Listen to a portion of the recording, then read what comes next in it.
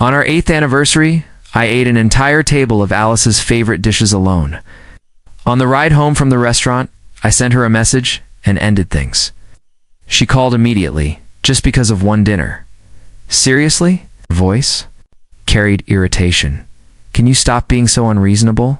I hate wasting time. That restaurant's a 40-minute drive. Are you the reincarnation of a gluttonous ghost? I said, hanging up. I stared at my phone for a moment, then laughed. An influencer, Santiago, had just posted a new update. Waited in line 5. Hours for this bite, totally worth it. In the corner of the photo, a delicate hand appeared, showing off a custom couple's ring identical to mine. Alice came home late. Half asleep, I felt her soft body slip against mine. Warm skin pressed against me, but then came the sharp scent of men's aftershave strong. Intense, thick with testosterone, the kind Santiago would wear. I wanted to throw up. I raised my arm and turned on the bedside lamp. Her gaze met mine, seductive and casual. Alice, we're already broken up, I said. She sat up. The spark in her eyes vanished. Just because I missed dinner, I explained. Traffic was bad. 40 minutes to get there. That restaurant works by reservation. I even put a reminder on your phone. I looked into her eyes without flinching. Alice, rush hour isn't a once-in-a-lifetime event. And today is our 8th anniversary. My chest tightened. My breath felt heavy. 8 years ago, she held my hand nervously for the first time, calling me her dream man, her inspiration. Time, though, had dulled all that passion, leaving cold indifference. What a waste of time, I said. Alice stuttered, pouting. Fine, my fault. I forgot the anniversary. But didn't you once say every day with me is like an anniversary? It's just a meal, do you really have to overreact? I stayed silent. Benjamin, are you really going through with this? Her lips curled into a mocking, confident smile. 8 years together, more than lovers, we'd shared careers, friends, money, life. She was sure I wouldn't let go. But I nodded. Her smile froze. She inhaled deeply. I don't get it, she said. We work so well together professionally, physically. Is it worth destroying everything over something so small? She leaned in and kissed the corner of my lips softly. Can we stop fighting? I'm exhausted today. I'd loved her for 8 years. Her soft, vulnerable moments used to make me melt instantly. But a new message pinged, breaking that feeling. I read it aloud, word by word. Ms. Alice, thank you so much for today. It was hands down the best paella I've ever had. Love you. I looked at her, smiling mockingly. Tired today? Because your outing with Santiago was worth every second, right? She sighed. Benjamin, you're overthinking. Santiago's just a friend. He appreciates my art, that's all. My throat tightened. 8 years of late nights, proposals, networking events, begging, fighting for her opportunities, all brushed aside with a frown. Santiago casually mentioned a painter with wild primal energy in a live stream. And suddenly, that mattered more than everything I did. You're too commercial, she said. Your involvement makes my paintings smell like money. Yet in interviews, she credited Santiago as her true inspiration, calling him the only one who truly understood her. When he praised one of her paintings on stream, she immediately pulled it from an important exhibition and gifted it to him. 3 years ago, I asked for a small sketch for my birthday. She refused, saying turning her art into a gift would insult her work. In the end, she loved the spotlight. Santiago stood in loud, dazzling, magnetic, and I was always just the invisible man standing in the wings. I blinked hard, squeezing out the last traces of moisture from my eyes, then smiled faintly. Congratulations on finding someone who truly gets you. Alice frowned. Benjamin, do you have to be so passive-aggressive? Santiago isn't like that. He's honest and open. He never meant to come between us. Honest and open. I echoed silently, maybe in Alice's eyes. Flaunting someone else's girlfriend on social media, stirring up drama, and baiting fans to ship them as a couple. That's what counts as honest and open. Alice, ever since you met Santiago, you've been different.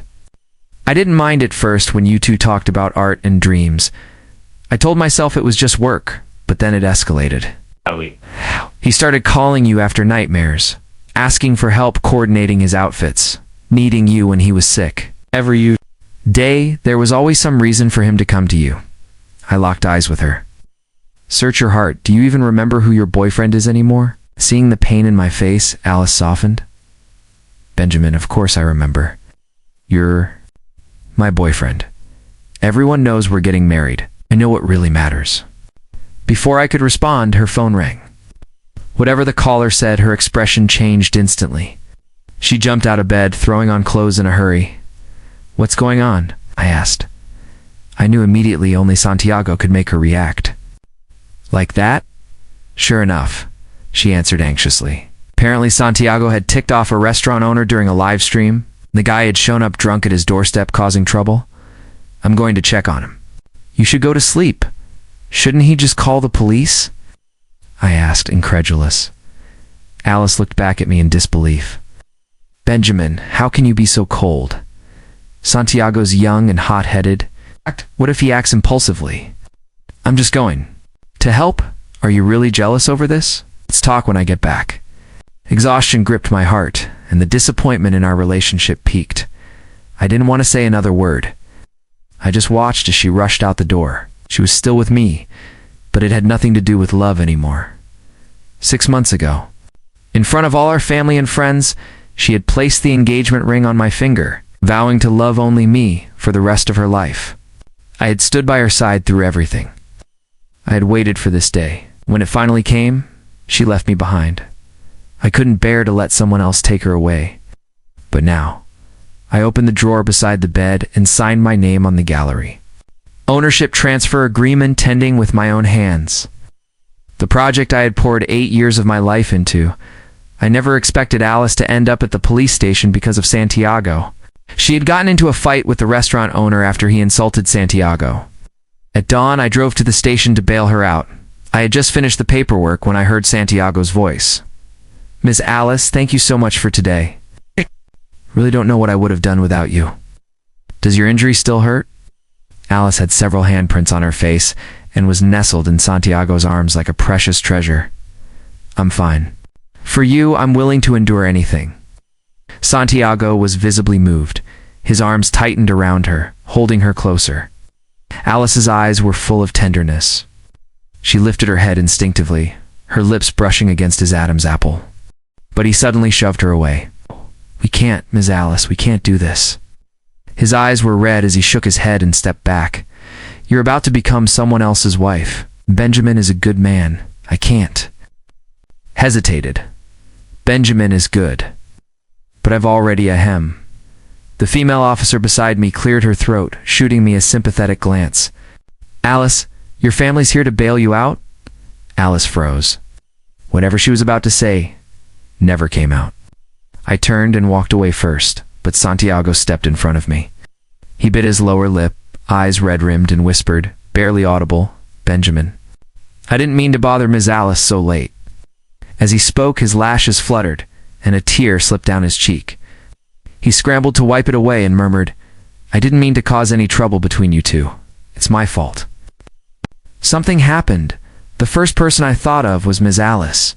Please don't fight with her because of me. She's already exhausted with the exhibition coming up. I really don't want to be the reason for more arguments. Oh. I let out a cold laugh. And now it finally occurs to you that calling someone else's girlfriend in the middle of the night might be inappropriate. She has a gallery opening tomorrow, don't you know that? And yet you let her walk out of there with a bruised face. If the media spins this story, do you have any idea what kind of damage that could do to her reputation? Or maybe this is exactly your thing creating drama. Stirring attention without a second thought about how your actions affect the people around you. Santiago hadn't expected the calm, measured version of me to come at him like this. For a second, he forgot to keep up the fake crying. He just stood there, mouth slightly open, staring at me in shock. Eventually, he blinked and turned his wide, teary eyes toward Alice. Benjamin. That's enough, Alice said, stepping in front of him protectively, glaring at me. If you're going to lose your mind, do it at home. Stop embarrassing yourself. Here, embarrassing myself, I let out a bitter laugh. So this was what I had become after 8 years, a complete joke. Why had I kept giving her chance after chance to hurt me? Steadying my breath, I pushed open the door of the police station. The summer night air was thick and sticky, but it was enough to snap me fully awake. I didn't go home. A hotel, and buried myself under the covers, sleeping like the dead. But the relentless pings of messages and phone calls woke me. My WeChat feed was flooded with friends and family, cautiously asking what had happened between Alice and me. Frowning, I opened Alice's moments. At the top was a brand new 9-photo collage, the solo exhibition I'd spent over half a year preparing for her.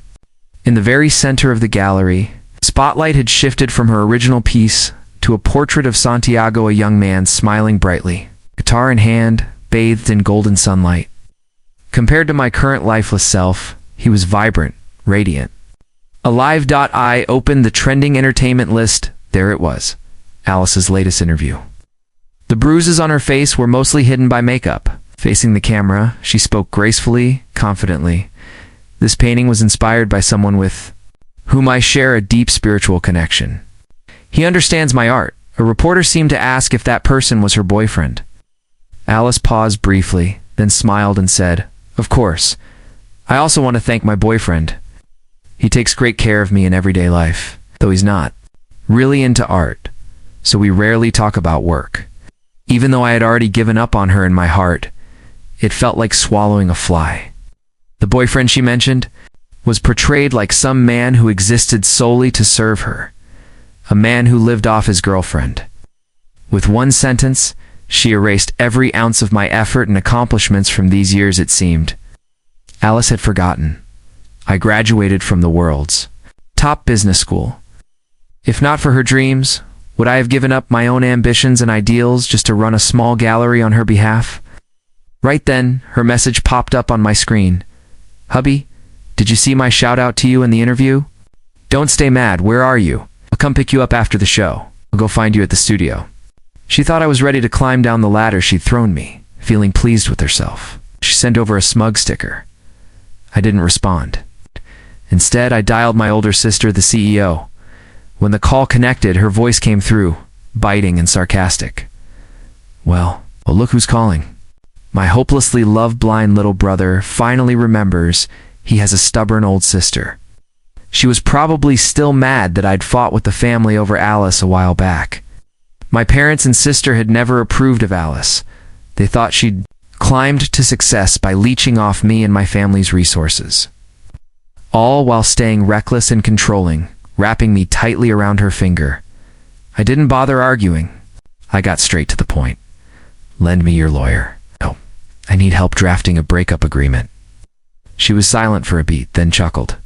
"Now that's my brother. It took you long enough, but you're finally thinking straight." Laughed too, but it was a bitter laugh. If I wasn't completely disillusioned, who would want to end a relationship in ruins with blood on both sides? But this time, I wouldn't hand over the world I'd built with my own hands to someone else. The studio door was slightly ajar. When I pushed it open, she was facing away from me, standing in front of a massive, unfinished canvas. Her brush danced across the surface. It was the sea, Santiago's favorite subject. At the sound of the door, she spun around. A smile bloomed instantly on her face, one I knew all too well, once intoxicating enough to steal my breath, as if there had never been any cracks between us. "You're here." She set down the brush and crossed the room in a few quick steps, ready to throw herself into my arms. I stepped aside. Her body, the one I once longed for, passed right by me. Her arms froze midair, then slowly dropped as if nothing had happened. But her smile, deep and soft, sweet, intentionally gentle, like a rehearsed performance. "Still mad at me?"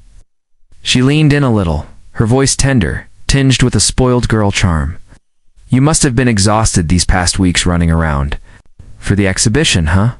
It's all my fault. I shouldn't have upset you. Let's make up tonight and celebrate our 8th anniversary, yeah?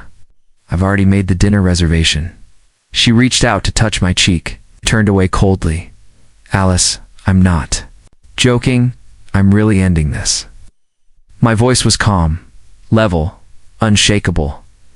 She gave a light laugh, as if humoring a child who didn't understand the world.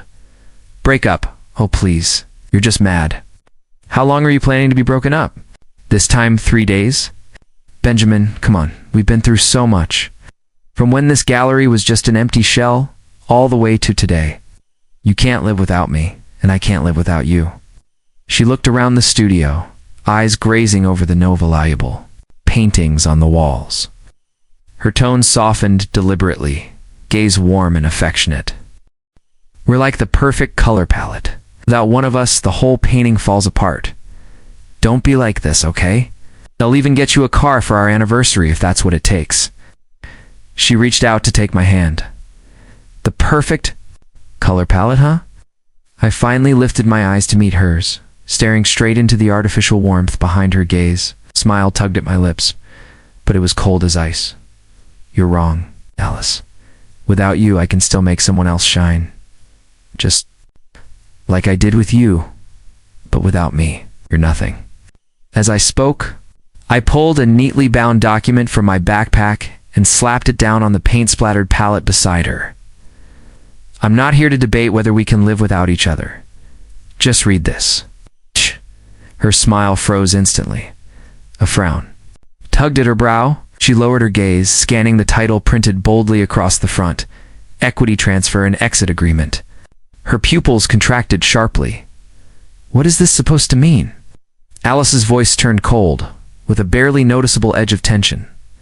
The meaning is simple. My tone was even colder than hers. When we opened this gallery, I provided the funding. But to highlight your role as the artistic core, you held 51% of the shares while I had 49%. At my sister's insistence, we signed an addendum black and white, clear as day. If the partnership breaks down, as the operations lead, I have the right to demand that you buy out my entire share at market value in one lump sum. Otherwise, I have the legal right to invoke the forced exit clause and remove you from the gallery, giving me full control. With every word I spoke, Alice's expression darkened. When she heard forced exit and remove you from the gallery, she snapped her head up, eyes blazing with disbelief, rage, and humiliation. You're kicking me out? Benjamin, so what if you put up the money? You were just afraid I'd leave you, that's why you threw cash at a gallery to tie me down. This is my gallery, my name, my paintings. Who do you think you are? I think I'm the person holding a legally binding contract. I pointed calmly at the document, tapping the spot where her flamboyant signature sprawled across the page. And I'm also the person who took you from a broke, unknown painter and turned you into the so-called renowned artist with a foothold in the industry. Without my management, your paintings would still be gathering dust in some storage room somewhere. Her chest heaved, one finger shaking at me, but she had no retort. All she could do was shout, desperate and angry, you're doing this out of revenge. Just because so what if I am? I cut her off coldly. All the exhaustion and heartbreak I had bottled up turned into a frozen, ruthless finality. Alice, stop feeding me that fake Haas color palette theory. It makes me sick. You have two options. Now pay April money and buy out my 49%. Stake at the contractually agreed market rate. From then on, the gallery's yours. We're done. 2. I paused, letting my gaze sweep over the studio, a place built from years of sweat, now filled with the ruins of my broken illusions. Then, I said it clear, word by word, pack up your paints and your soulmate dream guy, and get the hell out of my gallery. Oh, and one more thing. I didn't go home last night because I couldn't stand to see your face. Now go back and pack your stuff. Get out of my house. The air froze, as if time itself had stopped. All that remained was Alice's ragged breathing. She stared at me, her gaze shifting from rage to disbelief, then gradually into something far more pathetic, a cracked, defeated expression, and even a flicker of fear. She finally realized I wasn't just angry. I meant it. I was cutting her off completely. Not with drama, not with screaming, but with cold, clinical precision. Using the most ruthless rule in the business world, I was uprooting her from my life permanently. And this time, it was her inability to let go that became the saddest. Most pathetic illusion of all, Alice didn't obediently get the hell out of my house. Though I owned several properties, I wasn't about to let her continue squatting in this one. While she was busy at the exhibition hall, I took out the moving boxes. I had prepared in advance and began packing her things. I've always been meticulous about organization, used to sort our belongings neatly, each item in its proper place. But every time Alice pulled something out, she'd leave chaos behind. We had lived together for 6 full years. Beyond just clothes, some things couldn't simply be separated into hers or mine. I went through each item, recalling whether it had been bought with Alice's money, and as I remembered, I couldn't help but feel a pang of sorrow. The moment I took the couple's ring off my finger, it felt like something had been ripped from my chest. I'm not heartless. Sure, I lean toward logic and reason, but even for me, 8 years of love going up in smoke wasn't something I could just pretend never happened. Once I had her things flash delivered to her parents' house, the chapter was officially closed in my heart. But there were still countless tangled connections built up over the past 8 years that needed to be dealt with. I once believed we were the most in sync partners, lovers, and even family in the world. She filled every part of my youth. Oh, everything I had for those years was wrapped up in her, and maybe that's why, even if it was just emotional betrayal, I couldn't tolerate it. Some mutual friends found out about our breakup and invited me out. I was trying to patch things up. Benjamin, what exactly happened between you and Alice? She said you were the one insisting on breaking up. Is it because of that influencer? It's just a PR stunt. Come on, there's no way Alice would fall for some tacky dude who only knows how to show off during live streams. You're the business school golden boy. She'd have to be insane to pick him over you. We all know Alice. She's not the type to throw away years of love for a fleeting thrill. You two need to sit down and talk this through. Talk? Yes, we did talk. But it wasn't what you'd call a pleasant conversation. In the past, whenever disagreements arose, I always made a point of respecting Alice's opinion, even when it clashed completely with mine. I'd compromise, negotiate, try to make things work perfectly. But not this time. This time, during every tug-of-war, I stood my ground without budging an inch. Alice had just bought a new place for her parents, which meant her cash flow was tight, nowhere near enough to buy out my shares. She had always seen herself as superior, and now that pride twisted into humiliation and rage. You're kicking me out of my gallery? It was as if she had just heard the world's most ridiculous joke. Her chest heaved, her fingers shaking as she pointed at me, trembling with fury. Benjamin, are you serious? Without my brush, this gallery is just an empty shell. Do you really think, Ms. Alice? Let's take it easy. A crisp voice cut in from the meeting room doorway. Alice and I turned at the same time. Santiago leaned casually against the doorframe, head to toe in seasonal designer wear. Looking like he could step onto a live stream at any moment, he strolled in confidently, naturally taking his place beside Alice, shoulder to shoulder. Mr. Benjamin.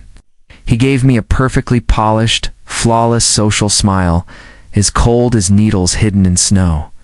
Let's not make this ugly. We're all respectable people here. Then he lifted his hand and gently patted Alice's arm, a gesture of comfort.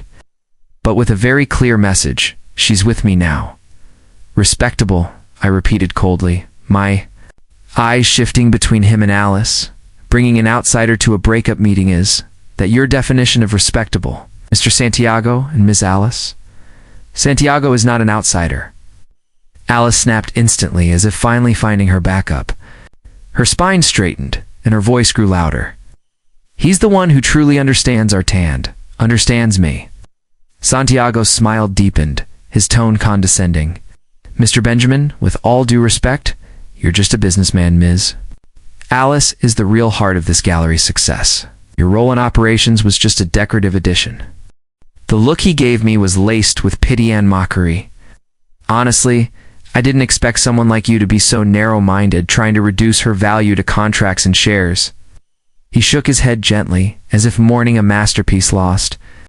In dust, Ms. Alice's talent deserves a greater stage and partners who truly get her, not someone stuck in a profit-driven world, incapable of appreciating her soul. Typical influencer, Talk pretty words, no substance. Oh. But they hit Alice right where it counted. She turned to Santiago with stars in her eyes. When she looked back at me, all that remained was resentment and bitter disappointment.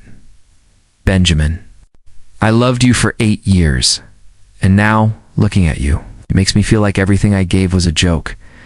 Santiago is the one who truly understands me. You don't even know what real art is. Santiago stood smugly at Alice's side, puffed, up like a rooster that had just won a fight a silent declaration. He had taken my place, not just as Alice's emotional confidant, but as the new god of her artistic universe. I stared at the two of them, this dazzling little power couple, so it had only taken a few smooth lines from Santiago for Alice too.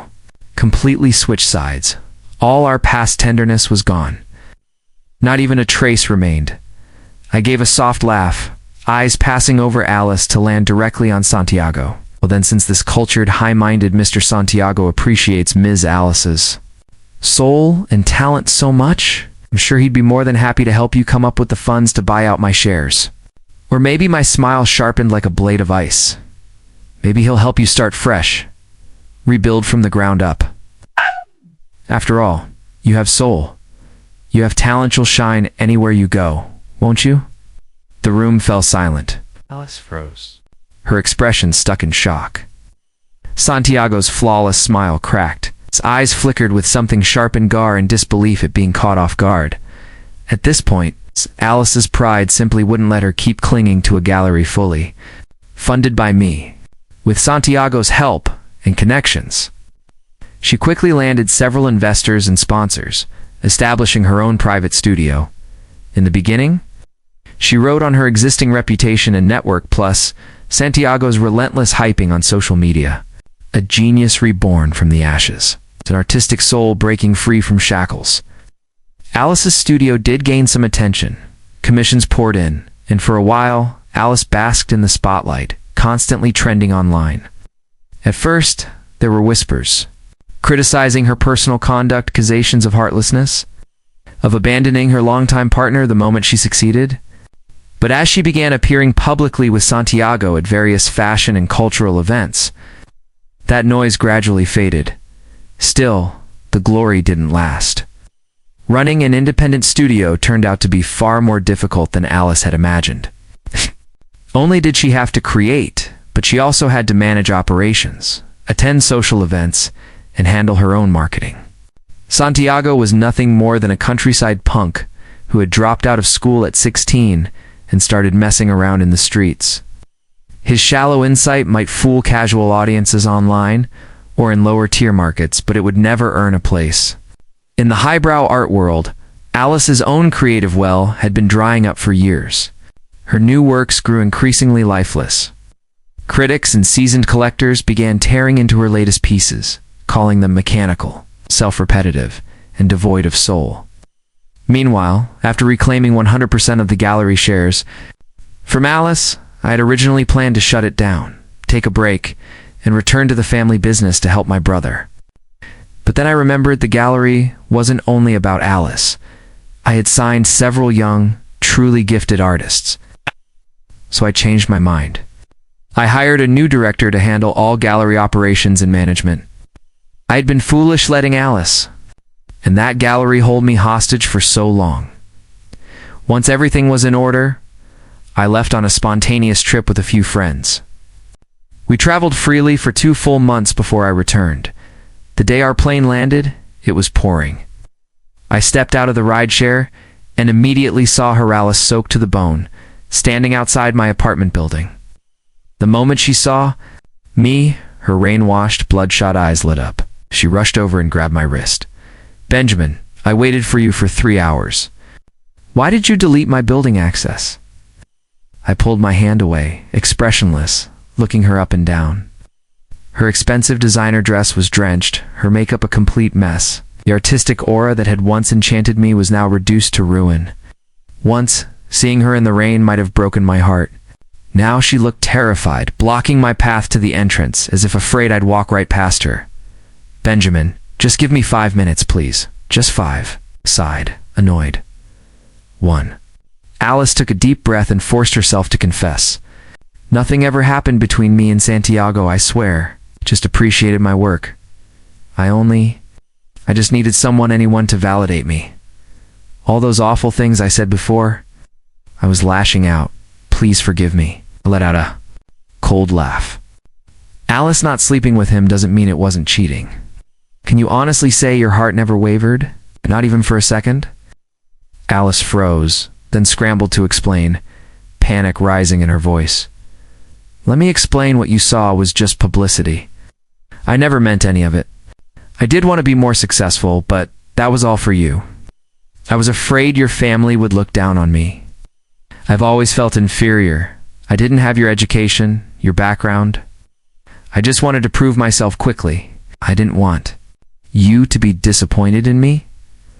My tone was flat, and yet right now I've never been more disappointed in you. Alice's eyes turned even redder, her voice trembling. Benjamin, I know I was wrong. I shouldn't have lost myself. Please, just give me another chance, okay? I can't do this without you. I know you still love me. You're just still mad at me. I looked at her calmly and gave a quiet, mocking laugh. Alice, weren't you the one who said you finally found someone who truly understood you? What's the point of begging me now? No. Her voice was raw, like it had been dragged across sandpaper. He's not the one you are, Benjamin. You're the one who matters most to me. I don't want anything else anymore. Just you too late. I cut her off, my voice low and final. Alice stood blocking the door, staring at me as if she were pleading for her life. Benjamin, look at me. Just look at me. What do you want me to do? Oh. Do you want me to get on my knees and beg? I will. She started to kneel, but I shook my head, stopping her. No need, Alice. Just go. She took a step forward, almost pressing herself against me. I'm not going, not unless you say it. Look me in the eyes and tell me you really don't love me anymore. I didn't hesitate for a second. I don't love you anymore. It hit her like lightning. She staggered back a step, stunned, looking at me in disbelief. I met her gaze expressionless. Your minute's up. Again. You move? I'm tired. I want to go home and rest. Alice froze, then silently stepped aside. When she returned to her studio, she was completely crushed. Santiago hurried over, startled by the broken look on her face. Ms. Alice, what happened to you? Alice forced a weak smile, hiding the truth that she had gone to beg me for reconciliation. It's nothing. Just some frustrating work stuff. Santiago paused, then pulled out the latest AI art tool. Look at these pieces, Ms. Alice. Times have changed. On the screen were bold, striking paintings with intense visual effects. AI is the future. It's faster than humans. The future belongs to those who know how to use it.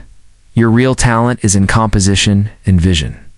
Why waste time on repetitive labor?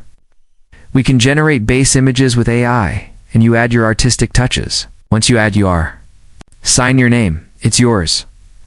Production doubles. You explore more styles, attract younger collectors, generate buzz. Alice hesitated. Deep down, she still clung to her sense of artistic integrity.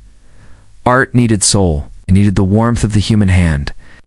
AI had none, but Santiago pushed harder. The market wants novelty. It wants hype, viral pieces. When you're no longer trending, who's going to care about your soul? Benjamin's gallery is thriving. Without youth, those young artists are exploding right now. Just stabilize your studio for now. Once we have the cash flowing, you can go back to painting whatever soulful masterpiece you want. Caught between fame, profit, and pressure, Alice's artistic resolve began to crack. She told herself, it's just a tool. I'm still the creator. It's my final adjustment, my signature that gives the piece its soul. So she and Santiago began collaborating.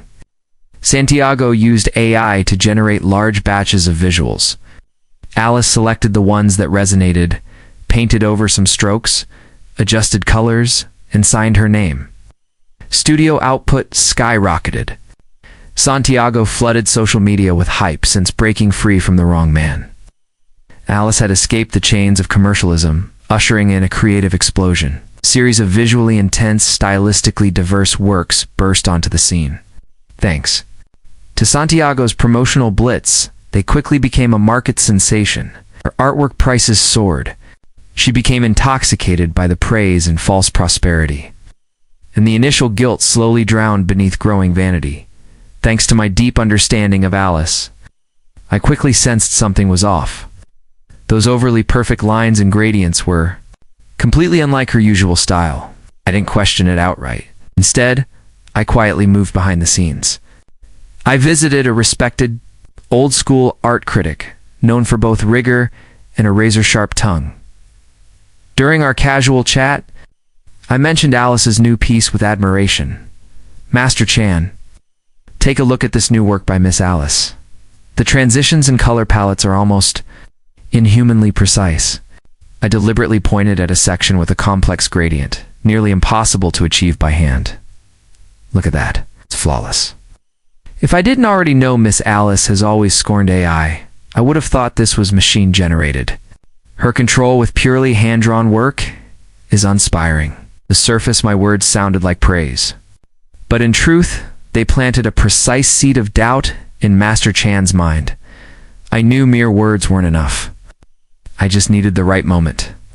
And it came on the night of the charity auction gala. The grand ballroom of a top-tier hotel was packed.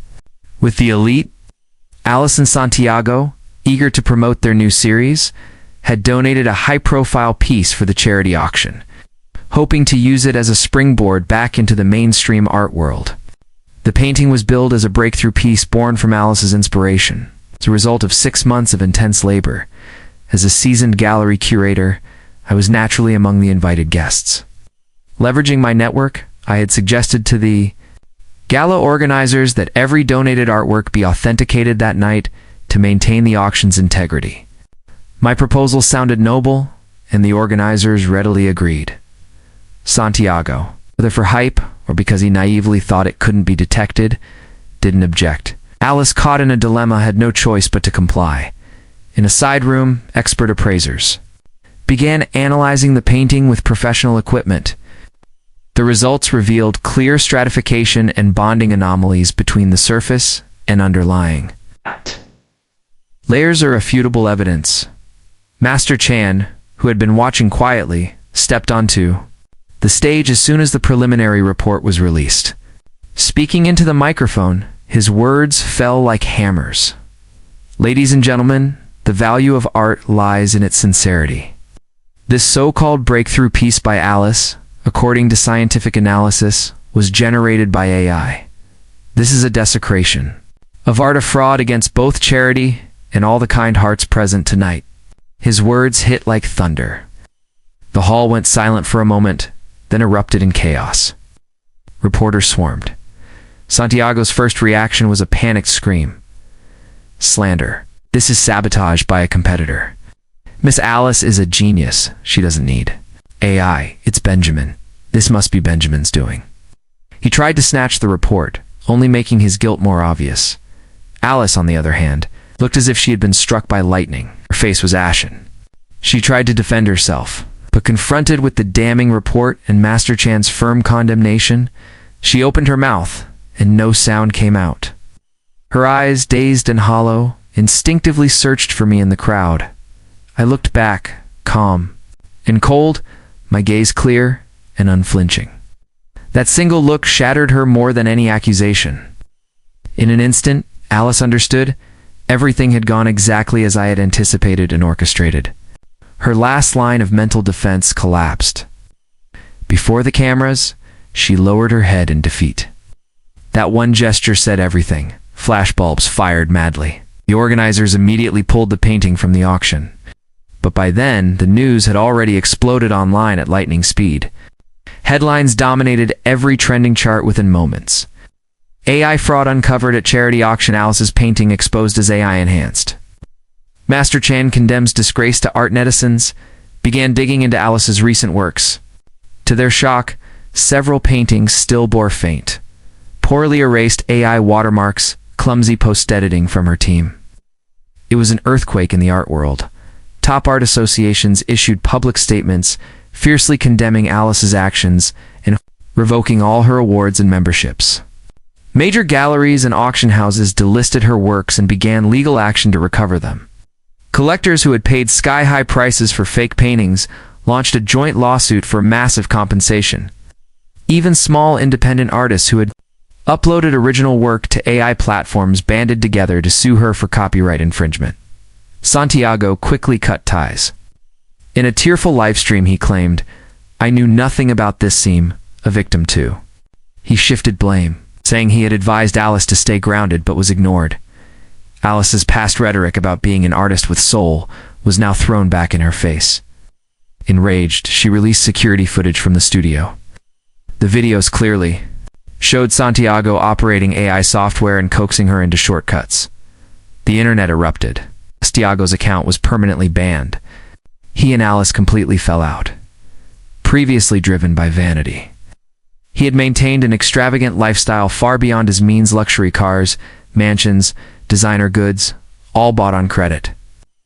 Now drowning in debt and blacklisted, he slunk back to his rural hometown. Word spread that his family hastily arranged for him to marry a divorced woman with a child. Alice's studio was deserted overnight, its door splashed with paint by debt collectors. The bank froze her assets. Former collaborators canceled contracts and demanded compensation. Those who had once praised her now treated her like a plague. Alice fell from the clouds into the mud, disgraced, bankrupt, her artistic career completely ruined. As for me, I finally stepped out of the shadows and embraced the arrangements my family made, meeting other high-quality women. At a business gala 6 months later, I met Shen Yu, heiress to the Shen Group at first. Our interactions had nothing to do with romance. It felt more like a chess match between two equally matched professionals. Her voice was sweet and refined, her tailored suit outlining a slender figure. Her gaze was sharp but respectful. She admired my calm, composed confidence and professionalism. With her, I could speak freely, analyzing the market, mapping the future. My past wounds had refined me into someone even brighter. Our aligned values made getting along effortless. And soon, we were naturally preparing to get engaged. On the day of our engagement ceremony, an uninvited guest appeared. Alice. She looked even more wretched than the last time I had seen her in the rain. Her dress was wrinkled, makeup smudged, hair in disarray, with dark circles that couldn't be covered. She seemed intent on barging in, but was firmly blocked by the staff. Her eyes locked onto mine through the crowd and moving. Piercing. That single glance carried shock, despair, jealousy. Seeing me engaged to a woman who surpassed her in status, presence, and composure, her ego couldn't accept it. Shen, you followed my gaze and raised an eyebrow, quickly grasping the situation. She tilted her head slightly and asked softly, "Need me to handle it?" Her tone was casual, as if asking about a menu choice. I withdrew my gaze, face calm, treating Alice like an irrelevant stranger. I raised my glass and gently clinked it. "Against Shen Yu's? No need," I said with a faint, careless smile. "She's just no one." I knew clearly my indifference would cut deeper than any insult. Alice froze, drained of strength, until a staff member reminded her politely, "Ma'am, you don't have an invitation. Can't enter." The world that once belonged to her was gone. Overwhelming humiliation and despair consumed her. She finally understood that what she had lost wasn't just a lover or a gallery, it was a world she once believed was hers. And in my world, there was no place for her anymore.